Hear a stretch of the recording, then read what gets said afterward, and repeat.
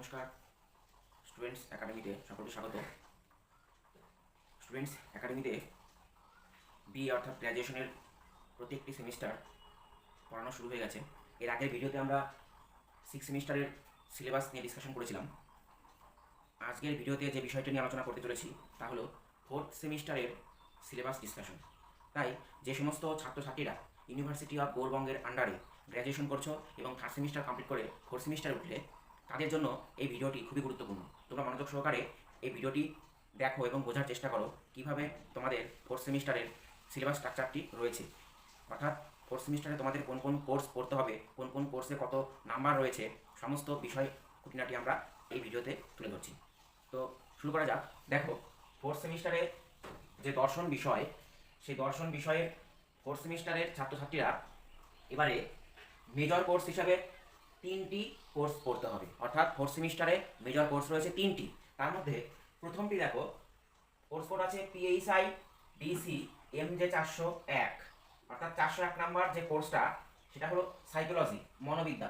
অর্থাৎ এই মনোবিদ্যার আন্ডারে আমরা মনোবিদ্যা কাকে বলে, শিখন, বুদ্ধি, মনোযোগ, তারপরে চেতনার বিভিন্ন স্তর, হ্যাঁ, তারপরে রয়েছে তোমার বিভিন্ন রকমের যে মনোবৈজ্ঞানিক যে বিষয়গুলো সেগুলো সম্পর্কে আমরা এখানে ডিটেলসে আলোচনা করব।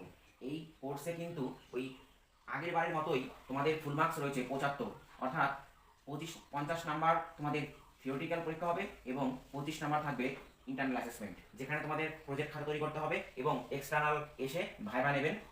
টোটাল থাকবে 75। পরের কোর্সটি দেখো, মেজর কোর্স 2 নাম্বারটা PHI DC MJ 402। এই কোর্সের নাম হচ্ছে কন্টেম্পোরারি ইন্ডিয়ান ফিলোসফি, অর্থাৎ সমসাময়িক ভারতীয় দর্শন। এই সমসাময়িক ভারতীয় দর্শনের আন্ডারে আমরা স্বামী বিবেকানন্দ, মহাত্মা গান্ধী, রবীন্দ্রনাথ ঠাকুর, ডক্টর সর্বপল্লী রাধাকৃষ্ণন এবং ডক্টর BR আম্বেদকর, এই 5 জন দার্শনিক বা মনীষীর সমসাময়িক ভারতীয় দর্শনের যে উপর যে আলোচিত টপিকগুলো সেগুলোই আমরা এই কোর্সে আলোচনা করব। কেমন? এবং এখানেও কিন্তু তোমাদের টোটাল মার্কস থাকবে 75, 50 থিওরিটিক্যাল এবং 25 ইন্টারনাল অ্যাসেসমেন্ট। কেমন? এরপরে মেজর কোর্স যেটা 3 নাম্বার রয়েছে PHI DC MJ 403। এখানে রয়েছে ইন্ডিয়ান এথিক্স, অর্থাৎ ভারতীয় নীতিবিদ্যা। এই ইন্ডিয়ান এথিক্স অর্থাৎ ভারতীয় নীতিবিদ্যা, আমরা ভারতীয় নীতিবিদ্যার যে যাবতীয় টপিকগুলো সেগুলো নিয়ে এক এক করে ভিডিওতে নিয়ে আসবো। ভালো করে এটা আমরা পড়ব। এখানেও কিন্তু মানে এই কোর্সটাতেও কিন্তু তোমাদের 75 মার্কস রয়েছে, 50 থিওরিটিক্যাল এবং 25 ইন্টারনাল অ্যাসেসমেন্ট। কেমন? তাহলে এই গেল হচ্ছে 4th সেমিস্টারের 3টি মেজর কোর্স। কেমন? তারপরে আমরা আসছি মাইনর কোর্সে।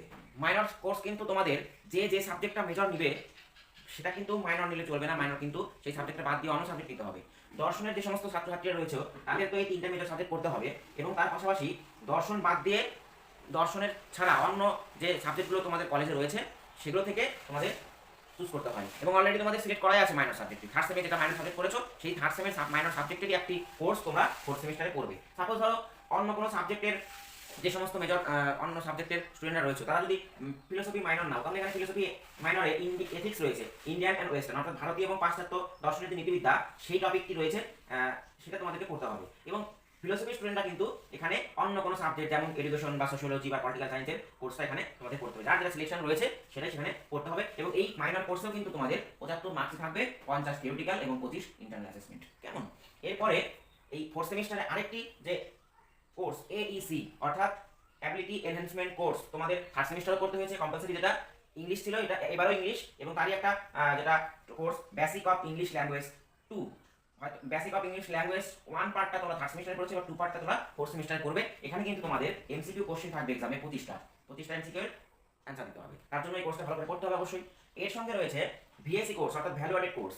এই ভ্যালু অ্যাডেড কোর্সে কিন্তু রয়েছে তোমাদের আমাদের যেমন ইন্ডিয়ান অ্যান্ড ইটস কালচার। এখানে আমি উদাহরণস্বরূপ দিয়েছি একটা টপিক বা কোর্সের নাম, যে কলেজে পড়ো না কেন তাদেরকে সেই কলেজে থেকেই এই VSc সাবজেক্টটা চুজ করে নিতে হবে। কেমন? এখানেও কিন্তু তোমাদের MCQ 25 মার্কের প্রশ্ন থাকবে পরীক্ষায়। কেমন? এরপরে লাস্ট যেটা IAPC, অর্থাৎ ইন্টার্নশিপ। কারোর প্রজেক্ট হতে পারে, কারোর আউটরিচ প্রোগ্রাম হতে পারে, সেটাও কলেজ থেকে চুজ করে দেওয়া হবে এবং সেখানেও কিন্তু তোমাদের 25 মার্কস থাকছে, 2 ক্রেডিটস। কেমন? তো এই মিলে 4th সেমিস্টারে টোটাল তোমাদের 7টা কোর্স পড়তে হচ্ছে এবং এই টোটাল 7টা কোর্সের মধ্যে 3টা মেজর কোর্স, একটা মাইনর কোর্স, একটা AEC কোর্স, একটা VSc কোর্স এবং একটা IAPC কোর্স। এই মিলে টোটাল 7টা কোর্সে টোটাল মার্কস তোমাদের এবার 375 এর মধ্যে কিন্তু তোমাদের এবার পরীক্ষা হবে। তো সুতরাং তোমরা 4th সেমিস্টারের যে সমস্ত ছাত্রছাত্রীরা পড়ছো তাদের উদ্দেশ্যে বলা হচ্ছে তোমরা কিন্তু প্রত্যেকে এই সিলেবাসটা ভালো করে বুঝে নেবে, কারণ সিলেবাস বুঝতে না পারলে কিন্তু পড়তে তোমাদের অসুবিধা হবে। তাই জন্য অবশ্যই এই সিলেবাস স্ট্রাকচারটা ভালো করে বুঝে নিতে হবে এবং সেইভাবেই তোমাদেরকে সামনের দিকে পড়তে হবে।